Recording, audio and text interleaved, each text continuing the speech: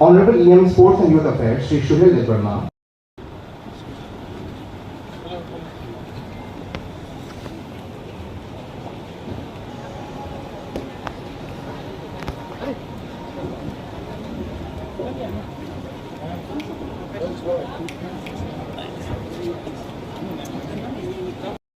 Manikya Dynasty, Maharaja and her Gubagra, Brother Vikram Manikya, Chairman, Administrative Advisory, Reforms Committee to AADC. Our Chief Guest, Shri Purna Chandra Jamatia, Honorable CEM PT AADC. Our Guests of Honor, Shri Animesh Deparma, Honorable Deputy CEM. Shri Jitendra.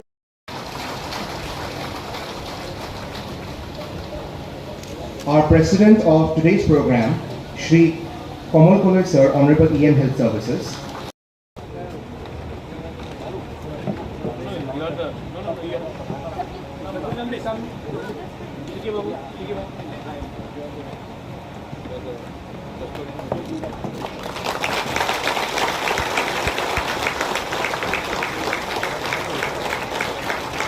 Esteemed guests on the dais to kindly inaugurate today's inaugural program by lighting the ceremonial lamp.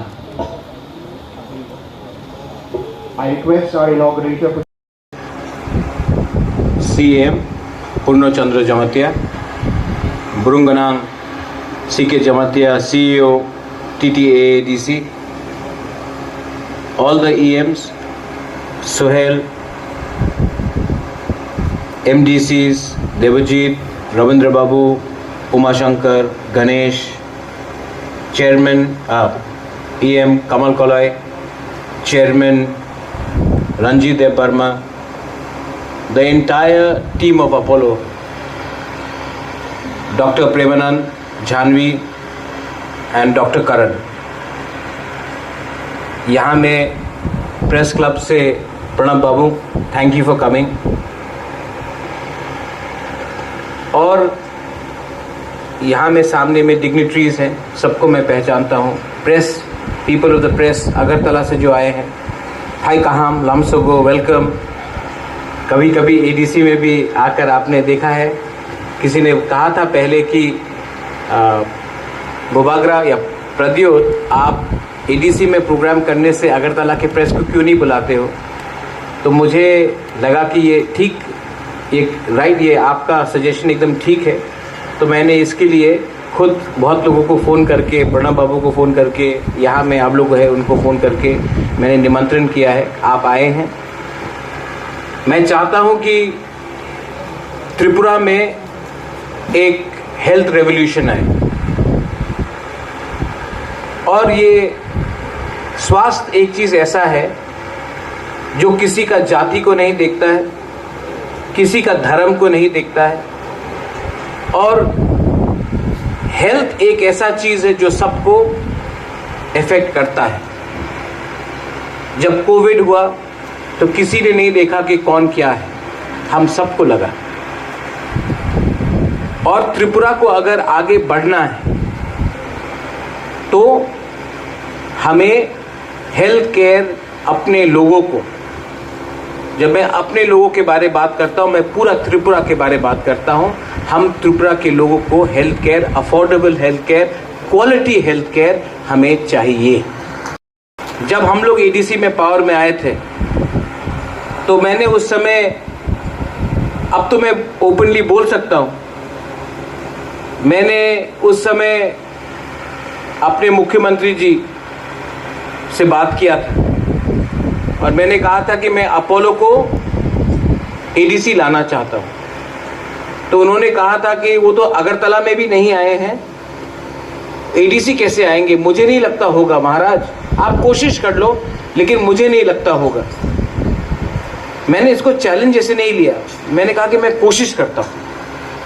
और कोशिश कर करके हमारे यहाँ में भी बहुत लोगों ने विश्वास नहीं किया. लेकिन सिस्टम ऐसा है कि सिस्टम को अगर आप पुश नहीं करोगे, अगर आप किसी को धक्का मार के नहीं बोलोगे करो, तो सिस्टम खुद ब खुद काम नहीं करता. मैंने बहुत कोशिश किया है और मुझे आज आपको बोलने में आनंद भी लगता है कि अपोलो एडीसी में है, अपोलो त्रिपुरा में है. लेकिन ये आ गया, हम लोग ने ताली मार दिया, खत्म नहीं। मैंने देखा है कि हमारा आज कोई भी त्रिपुरा का लोग हो, बाहर से हो या शहर से हो, अगर उनको ट्रीटमेंट चाहिए तो वेलोर जाना पड़ता है, बॉम्बे जाना पड़ता है, दिल्ली जाना पड़ता है, कलकत्ता जाना पड़ता है, गुवाहाटी जाना पड़ता है। मैं चाहता हूं कि खुमुलुंग में ही हम एक ऐसा सेटअप बना दे, 5 साल हो 10 साल हो, कि कोई भी त्रिपुरा के आदमी को या महिला को या यूथ को बाहर जाने का दरकार नहीं होना चाहिए, उनको त्रिपुरा में ही उनका ट्रीटमेंट होना चाहिए। और ट्रीटमेंट वैसा हो जो क्वालिटी हो, लेकिन आपके जेब में खर्चा इतना नहीं।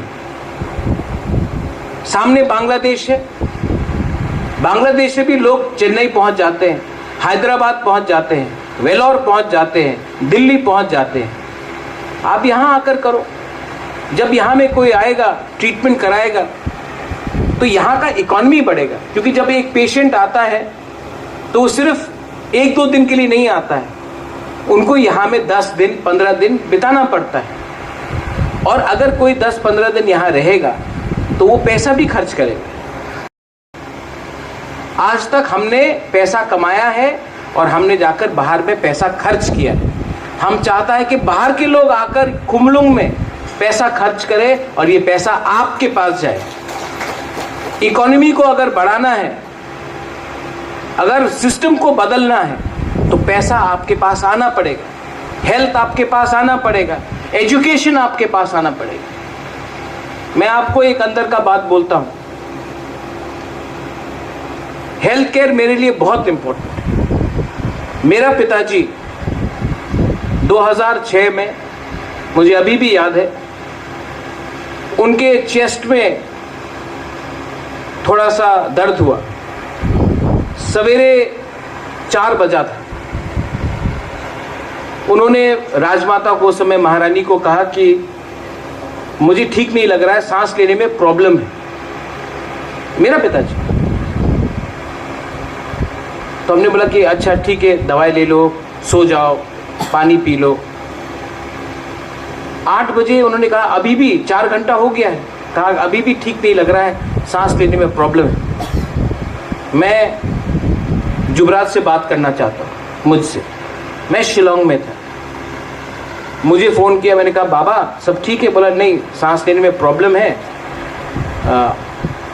बोला कि बाबा आपको कुछ नहीं होगा? बोला नहीं, हम ठीक, आप आ जाओ।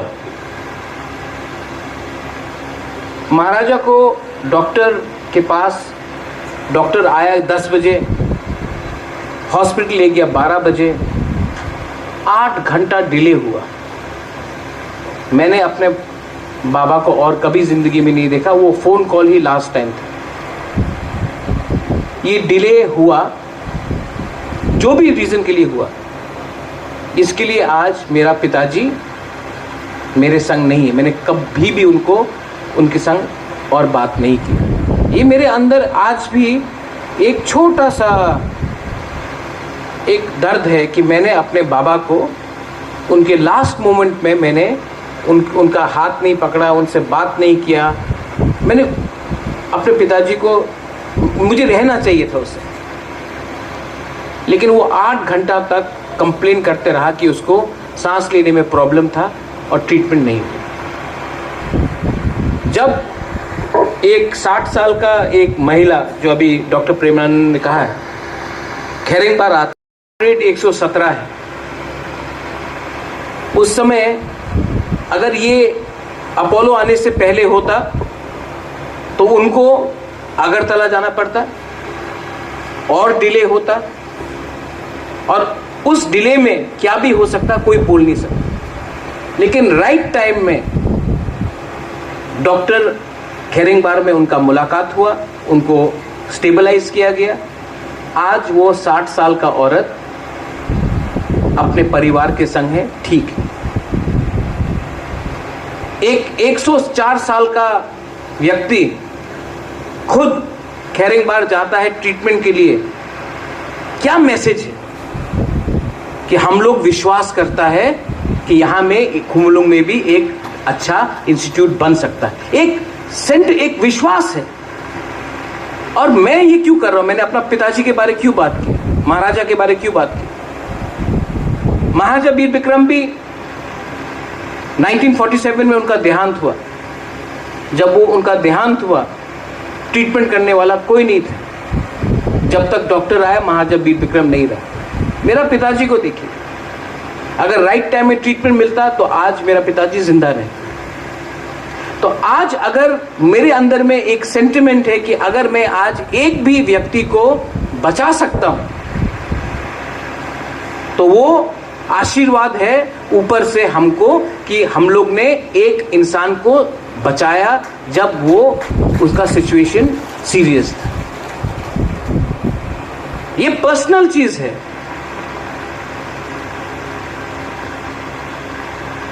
सेकंड चीज,